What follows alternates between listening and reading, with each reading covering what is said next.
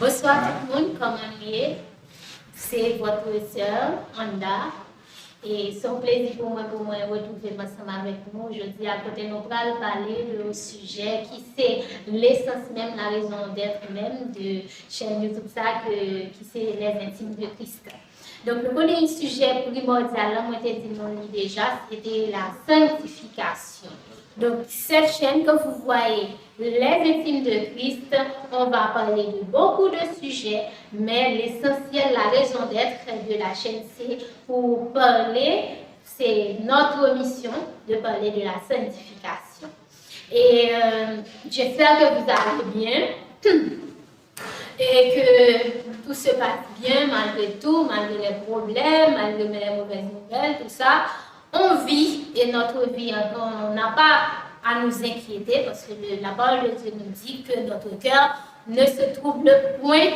Croyez en Dieu, croyez en moi, dit Jésus. Donc, nous pas pour nous inquiéter, nous. Il essaie des bagages qui sont inévitables, nous pas qu'à changer ça. Tout ça qui est en fait, c'est nous pas changer. Donc, aujourd'hui, on va parler de la sanctification. On va voir la définition et on va détailler cette définition afin de arriver à une conclusion. Et de façon théorique, bien entendu, mais de façon pratique, on va parler aussi parce que la théorie sans pratique, ça ne veut rien dire. Parce que le plus souvent, on a des chrétiens théoriciens qui connaissent la parole de Dieu, mais la difficulté avoir beaucoup de difficultés de la pratiquer parce que le vieil homme domine. Et Paul nous dit, dans les épîtres des Corinthiens, de nous débarrasser du vieil homme parce que le vieil homme doit être crucifié parce que lui-même il a été crucifié pour que notre chair ne nous domine pas, mais l'Esprit de Dieu. Et on va voir de la définition selon un théologien qui s'appelle Wayne Grudem, qui dit que la sanctification, c'est une œuvre progressive, à la fois de Dieu et de l'homme, qui nous rend de plus en plus libres à l'égard du péché et de plus en plus semblables au Christ dans le contexte de notre existence quotidienne. On va voir trois points essentiels aujourd'hui. La première, c'est que la sanctification, c'est une œuvre progressive. L'œuvre progressive, ça veut dire, dès qu'on a accepté le Seigneur Jésus comme sauveur, comme notre sauveur, on a fait le choix de lui ressembler. Donc, c'est chaque jour, tous les jours de notre vie, tout au long de notre vie, jusqu'à notre mort, jusqu'à ce que nous mourions, nous devons chercher pour nous sanctifier. Et on n'est pas seul dans cette démarche, dans cette œuvre. On a Dieu avec nous. C'est pour cela qu'il dit à la fois de Dieu et de l'homme. Ça veut dire qu'on va travailler conjointement parce que de la sanctification, il y a la part de Dieu, il y a la part de l'homme. Pour être consacré, pour être mis à part, pour qui on se met à part, je me mets à part pour Dieu, pour lui servir, pour lui obéir et pour l'écouter, pour être en intimité avec lui. Donc la sanctification nous concerne Dieu aussi dans notre vie. Comment? Parce que le Seigneur, la parole de Dieu nous dit dans 1 Thessaloniciens 5, verset 23, que le Dieu de paix vous conduise lui-même à une sainteté totale et que tout votre être, l'esprit, l'âme et le corps, soient conservés irréprochables lors du retour de notre Seigneur Jésus-Christ.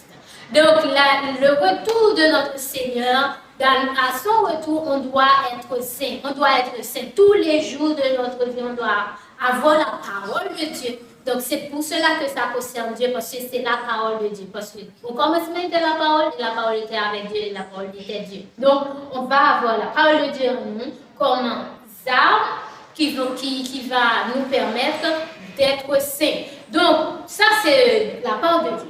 La part de l'homme, nous, on ne va pas rester comme ça et on va rester sain, non. La sanctification, c'est une guerre. C'est un combat quotidien. On doit se battre tous les jours de notre vie afin d'obéir à la parole de Dieu. Ce n'est pas une chose facile, mais grâce au Saint-Esprit qu'on a reçu après notre baptême, okay, parce qu'on a cru au Seigneur, on a cru que Jésus, il est venu, il a laissé son trône, il est venu sur la terre, il a pris la forme d'un homme pour être mort, afin qu'on soit libre aujourd'hui, qu'on soit libéré. Son sang a tout payé pour nous, nous a unis avec notre Père Céleste. Et on doit, premièrement, notre part à nous, c'est de nous laisser conduire par le Saint-Esprit. Ça veut dire qu'on ne va pas être saint de par nous-mêmes, c'est la parole qui va nous sanctifier et on va faire aussi des efforts parce qu'on doit, dès qu'on a été baptisé, comme si on a déclaré la guerre au diable, on a déclaré la guerre à notre chair parce que ces deux choses-là vont nous faire la guerre afin qu'on ne soit pas arrivé à vivre cette vie de sanctification que le Seigneur nous demande. Ensuite, il y a un autre point, c'est que lorsqu'on va vivre, on va être dans la parole de Dieu, on va vivre ces paroles-là, on va être libre à l'égard du péché. Ça veut dire, le but c'est qu'on soit plus esclave du péché. Comme l'apôtre Paul dit, on doit nous débarrasser du vieil homme. Ça veut dire l'homme ancien qui vivait dans le péché, qui vivait dans la convoitise, qui vivait dans l'adultère, la fornication, l'impudicité. Toutes ces choses, ce sont les œuvres de la chair. Et dans Galates 6, on va voir, dans une autre vidéo, on va parler vraiment des fruits de l'esprit et les œuvres de la chair. Donc, c'est la parole qui va nous permettre vraiment de nous débarrasser de la chair, de combattre avec le Satan, de combattre avec notre chair, parce que notre chair va nous déclarer la guerre. C'est pour cela que certains disent que la chair est faible. Tout le temps, on répète ce terme, ce verset, la chair est faible, mais on oublie la partie, l'esprit bien disposé. Ça veut dire, le Saint-Esprit de Dieu en moi va me permettre de vivre la vie de sanctification que Dieu me demande. Le Saint-Esprit de Dieu en toi va te permettre, en tant que chrétien, nouveau-né en Christ, cette nouvelle créature, de vivre la vie sanctifiée, parce que c'est la raison d'être de notre vie chrétienne afin d'arriver à la glorification, pour être glorifié.